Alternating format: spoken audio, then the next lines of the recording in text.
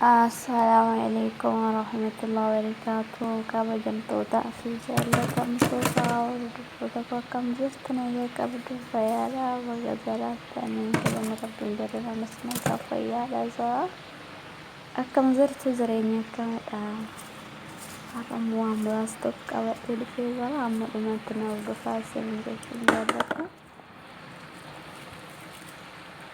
Shunkurtii timaatima fi qullubbii jechuudha. Shunkurtis muradhee qopheeffadha. Akkamitti akka handaaqoo yookiin lukkuu fi rooza wajjin hojjetanuu isin agarsiisa jechuudha. Amma dhumatti na wajjin ta'a. YouTube channel koo subscribe like godhaa isiniin jedha.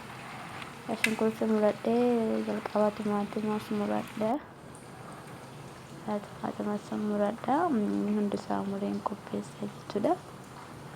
Wanti hojjedhu handaaqoo yookiin lukkuu fi rooza wajjin jechuudha. Okay.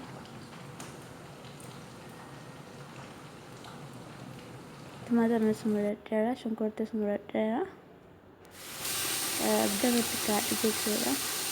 Amma daqiiqaa muraasa fi wanni bishaan isaatitti keessatti godhee sararratti kaa'adha.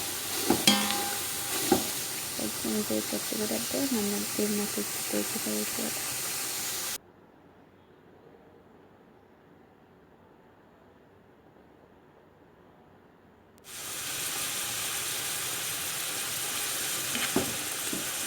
Ada itu buka sama rokok, di itu.